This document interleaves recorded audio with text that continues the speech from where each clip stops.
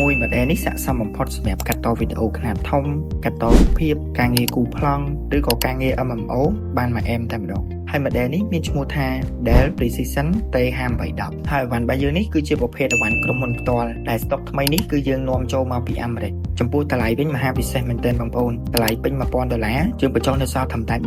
$499តែប៉ុណ្ណោះចំពោះម៉ាដែលនេះដែរគឺពាក់កណ្ដាល server យើងអាចបើកប្រើការងារ24ម៉ោងលើ24ម៉ោងដោយរលូនជាមួយការធានារយៈពេល3ខែជូនបងប្អូនចំពោះ CPU វិញជាប្រភេទ Xeon E5 2650V Series 20 CPU ជាមួយនឹង RAM 32GB VGA Quadro K4200 4G និង Hard Disk SSD 512GB បូកនឹង Hard Disk មកទេចឹងបងប្អូនប្រើការងារដោយរលូនរ៉ាន់ការងារបានមួយ M smooth មកមិនថាកាត់តវីដេអូខ្នាតធំកាត់តរូបភាពការងារគូប្លង់ជាមួយនឹង AutoCAD បានយ៉ាងរលូនហើយចំពោះការងារ MMO វិញកាន់តែ M យើងអាចបើក RAM LD បានរហូតដល់15ទៅ20ផ្ទាំងដោយរលូនចឹងបងប្អូនអាចយកទៅប្រើប្រាស់ការងារ smooth ដោយរលូន M តែម្ដងជាមួយនឹង model Dell Precision T5810 ចឹងបងប្អូនចង់បាន complete inbox 20 ATIC computer សម្រាប់បងប្អូនដែលចង់បានកុំព្យូទ័រឬក៏ laptop ដែលមានគុណភាពខ្ពស់តម្លៃសមរម្យ complete ហាង ATIC computer ហើយចំពោះហាង ATIC computer របស់យើងនេះដែរគឺមានទីតាំងនៅខាងច្បារអំពៅហើយយើងក៏មានសេវាកម្មផ្ញើទៅតាមបណ្ដាខេត្តផងដែរបងប្អូនអាចទំនាក់ទំនងមកកាន់លេខ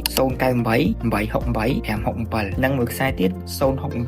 868 567 ATIC computer ជាជម្រើសល្អបំផុតសម្រាប់លោកអ្នក